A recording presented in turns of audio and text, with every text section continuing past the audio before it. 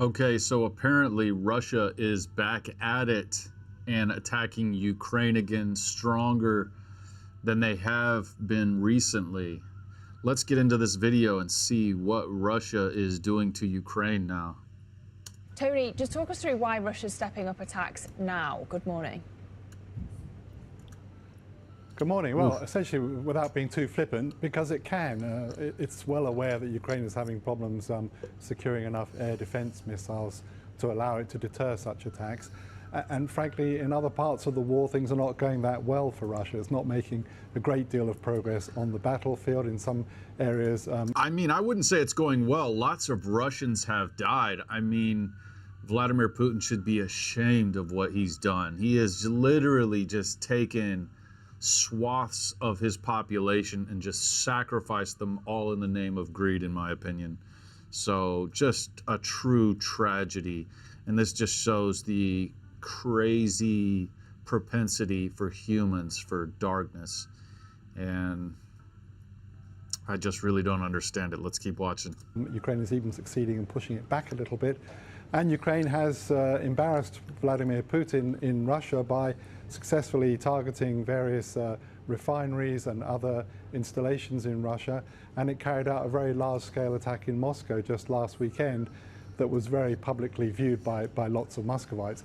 So there's a sense in some ways that Putin is exacting revenge for that, to at least demonstrate to Russians at home that he still is in charge and that the war is going as he says it is. But essentially, this is one of the few things that are left to Russia at the moment to try and pressure Ukraine. I guess Rubio is handling a lot of the discussions By directly targeting cities, particularly Kiev, and what Lavrov called this. Oh, look at that right there at the bottom there. Lavrov has been telling Rubio to evacuate Americans from Kiev. I guess that's how you know it's about to get bad. I'm not sure. I guess Putin wants this all to be over. And so maybe that's why he wants to escalate, and maybe he's facing some unfavorable popularity from his people. I'm not sure. That'd be something interesting to find out. Decision-making centers, which is really code for trying to target the leaderships, both political and military. So then where does that leave the diplomatic side of all of this? How far away is a peace deal for Ukraine? Yes, it's very difficult. The United States currently is obviously fully absorbed in the Iran crisis and trying to reach a resolution there.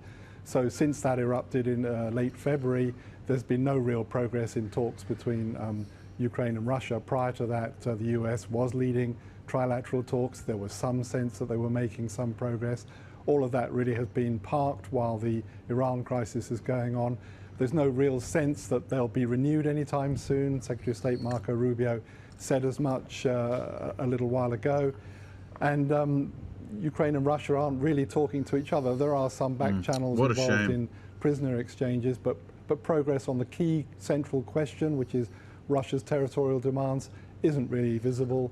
And Russia, in fact, was complaining to Secretary of State Rubio yesterday that agreements that they thought had been reached in August at the summit in Alaska between Trump and Putin weren't being honored, and they blamed Europe and Ukraine for that.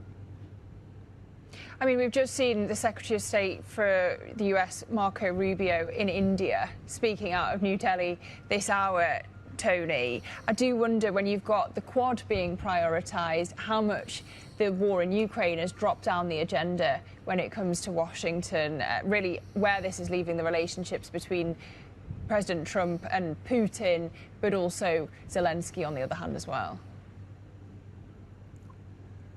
Yes, I mean, if you'll recall, President Trump came to power promising a swift end to this war, and we're 16 months on and there's no sign that this war is coming to an end.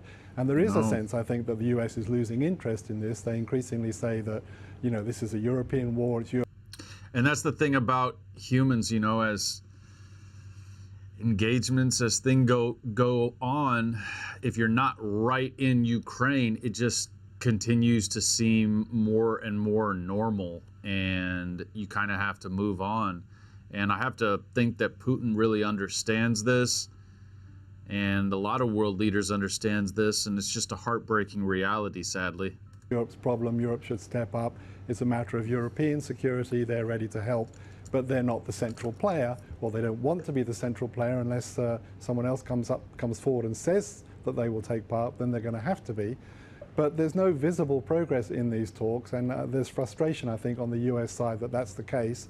And as Marco Rubio said the other day, they don't really want to be locked into an endless series of negotiations that don't go anywhere. So at the moment, we don't see any progress. And at the end of the day, Russia's a superpower, so I don't know who wants to really tangle with Russia, right? You have a madman, an unhinged madman in Putin, and who's got all the power at his fingertips of a massive, powerful nation. And so Ukraine is really in between a rock and a hard place, and Zelensky has really been unable to handle this himself. I mean, I'm not blaming Zelensky, but there's certain things he doesn't want to do. At a certain point, though, if you're the leader of Ukraine, you might just have to make some kind of backroom deal with Putin and let your people know that maybe we're becoming a part of Russia. I don't say that to be disrespectful to anyone or that I particularly know all of the details more than anyone else. I don't. I'm getting informed on it just like everybody else. But it's just a heartbreaking scenario. The people in Russia that are having to go fight, the people in Ukraine that are being attacked, all the history, all the houses, people's lives, businesses that are being destroyed. It's so tragic. We don't really see anyone on the European side that has either the stature or the political clout to step in and take the US's place.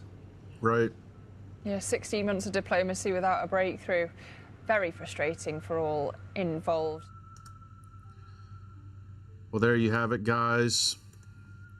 And like I said, just such a heartbreaking story, and I hope it gets resolved very quickly. My thoughts and prayers go out to all of the Ukrainians and those in Russia who really don't even have a choice. I'm not super familiar with the Russia draft and what options people in Russia even have to refuse going to fight.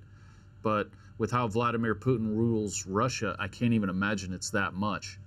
Anyway, I hope you guys enjoyed the video. Thanks for tuning in. I will catch you guys in the next one. Until then, peace. You're the best.